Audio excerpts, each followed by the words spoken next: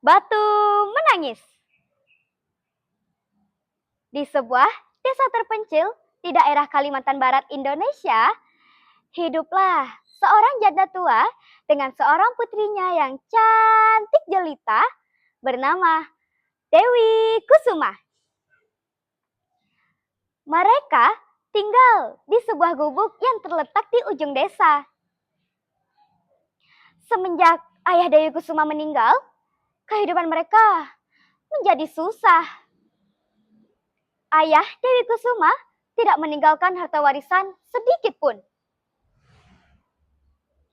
Untuk memenuhi kebutuhan hidup mereka, sang ibu bekerja di sawah atau ladang orang lain sebagai buruh upahan. Sementara putrinya, Dewi Kusuma, adalah gadis yang sangat manja. Apapun yang dimintanya harus dikabulkan. Selain manja, ia juga seorang gadis yang malas. Kerjanya hanya bersolek untuk mempercantik dirinya. Setiap sore, ia selalu hilir mudik di kampungnya tanpa tahu tujuan yang jelas. Kecuali hanya untuk mempertontonkan kecantikan dirinya. Dewi Kusuma sama sekali tidak mau membantu ibunya mencari nafkah. Setiap kali sang ibu mengajaknya untuk ikut membantu ke sawah, Dewi Kusuma pasti selalu menolak.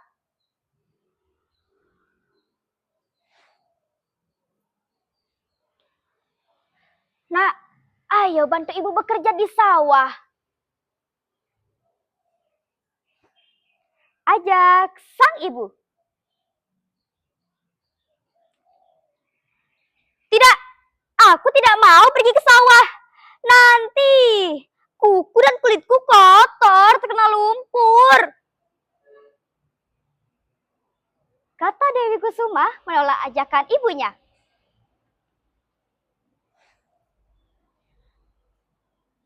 Apakah kamu tidak kasihan, nak, melihat ibu? Tanya sang ibu mengibah.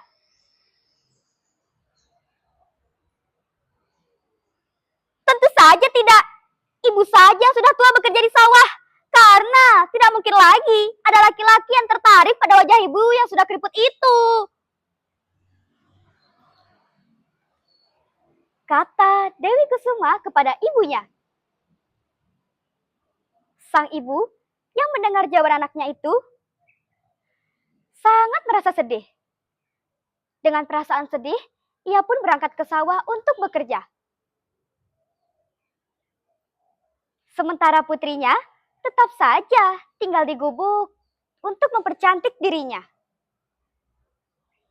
Ketika sang ibu pulang dari bekerja, Dewi Kusuma meminta uang upah yang diperoleh ibunya untuk dibelikan sebuah alat kecantikan.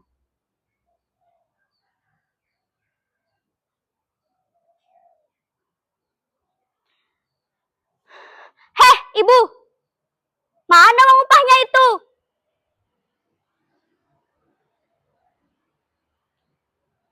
Kata Dewi Kusuma kepada ibunya. Jangan, nak. Uang ini untuk membeli kebutuhan hidup kita hari ini. Ujar sang ibu kepada Dewi Kusuma. Tapi bu, bedakku sudah habis. Aku harus beli yang baru. Kata sang Dewi Kusuma kepada ibunya. Kamu ini memang anak tidak tahu diri. Taunya menghabiskan uang, tapi tidak pernah mau membantu ibu bekerja. Kata sang ibu dengan kesal. Meskipun marah, sang ibu tetap saja memberikan uang itu kepada Dewi Kusuma. Keesokan harinya, ketika sang ibu pulang dari bekerja, Dewi Kusuma meminta lagi uang upah yang diperoleh ibunya untuk dibelikan sebuah alat kecantikan. Keadaan demikian hampir terjadi setiap hari. Pada suatu hari, ketika sang ibu berhendak ke pasar, Dewi Kusuma berpesan agar dibelikan sebuah alat kecantikan. Namun, sang ibu tidak tahu alat kecantikan yang ia maksud. Kemudian,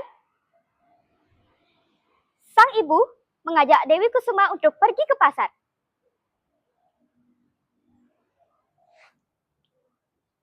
Kalau begitu, ayo ikut ibu ke pasar, ajak sang ibu. Tidak, aku tidak mau pergi ke pasar bersama ibu, ujar Dewi Kusuma kepada ibunya. Namun, setelah didesak, akhirnya Dewi Kusuma pun bersedia menemani ibunya ke pasar.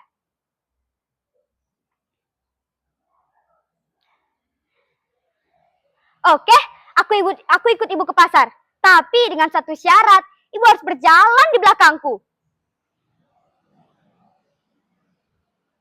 kata Dewi Kusuma. Memang, kenapa nak? Tanya sang ibu penasaran.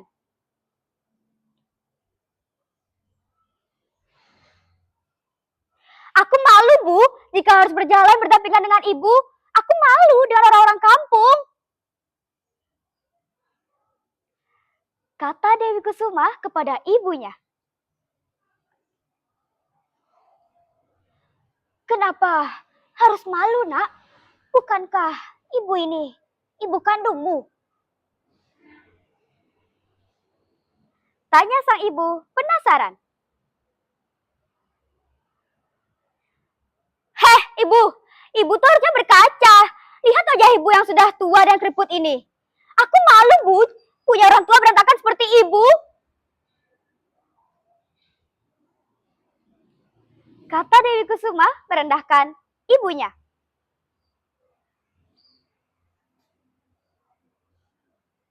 Meskipun sedih, sang ibu pun menuruti permintaan anaknya.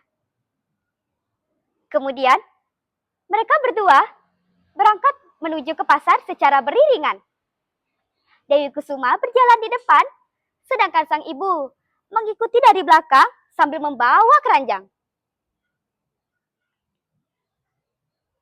Walaupun keduanya ibu dan anak, keduanya sangat jauh berbeda. Seolah-olah mereka bukan keluarga yang sama. Sang anak terlihat cantik dengan pakaian yang bagus. Sedangkan sang ibu terlihat sangat tua dengan pakaiannya yang kotor dan penuh tambalan. Saat mereka berjalan, Dewi Kusuma bertemu dengan temannya yang tinggal di kampung lain. Hei Dewi Kusuma, hendak kemana kamu? Tanya orang itu.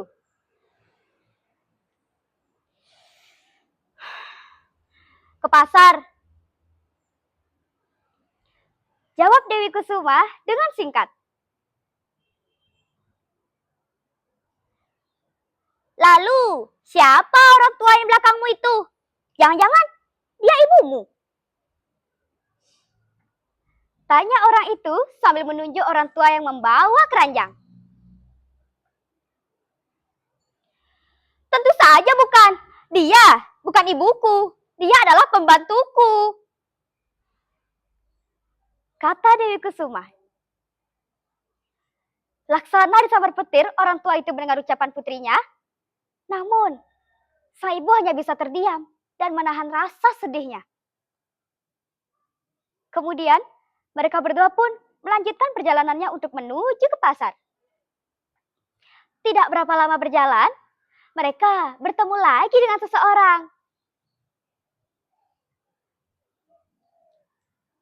Hei Dewi Kusuma, hendak kemana kamu? Tanya orang itu. Ke pasar, jawab Dewi Kusuma dengan ketus. Lalu, siapa orang di belakangmu itu? Tanya lagi orang itu. Dia pembantuku. Jawab Dewi Kusuma dengan kesal oleh pertanyaan-pertanyaan itu. Jawaban yang dilontarkan Dewi Kusuma sangat membuat hati ibunya semakin sedih. Namun, sang ibu masih bisa menahan rasa sedihnya. Akhirnya, sang ibu berhenti lalu duduk di pinggir jalan. Dewi Kusuma pun heran. "Heh, ibu, kenapa berhenti?" tanya Dewi Kusuma. Namun, beberapa kali Dewi Kusuma bertanya kepada ibunya, sang ibu tidak menjawab pertanyaan anaknya. Sesaat kemudian, Dewi Kusuma melihat mulut ibunya komat-kamit dengan mengadahkan kedua tangannya ke atas. "Heh, ibu sedang apa sih?" tanya Dewi Kusuma dengan nada membentak. Namun, beberapa kali Dewi Kusuma bertanya kepada ibunya, tetap saja sang ibu tidak menjawab pertanyaan anaknya. Ia tetap berdoa kepada Tuhan agar memberi hukuman kepada anaknya yang durhaka itu.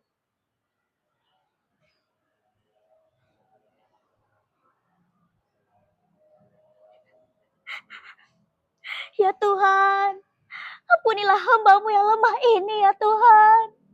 Hamba sudah tidak sanggup lagi menghadapi sikap anak hamba yang durhaka ini. Berikanlah hukuman yang setimpal kepadanya ya Tuhan."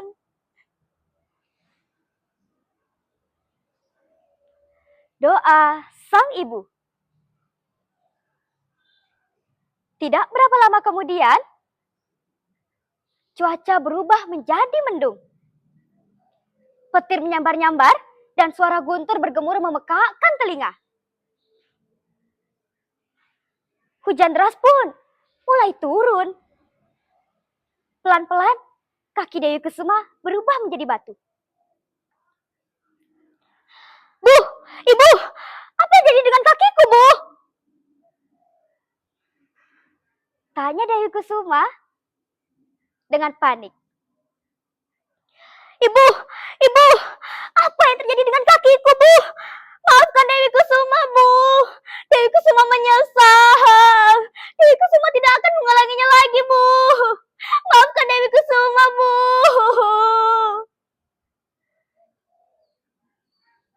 kata Dewi Kusuma dengan panik. Namun, apa boleh buat? Nasi sudah menjadi bubur. Hukuman itu tidak dapat lagi dihindari. Seluruh tubuh Dewi Kusuma perlahan menjadi batu. Perubahan itu terjadi dari kaki, badan, hingga ke kepala. Gadis itu hanya bisa menangis dan menangis menyesali perbuatannya.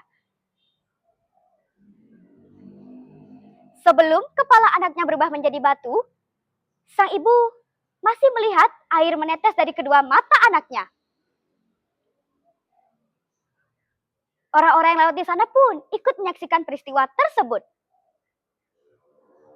Kemudian, cuaca pun kembali terang seperti sedia kala.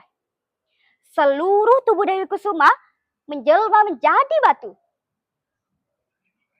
Kemudian, batu itu mereka letakkan di pinggir jalan bersandar ke tebing. Oleh masyarakat setempat, batu itu diberi nama Batu Menangis.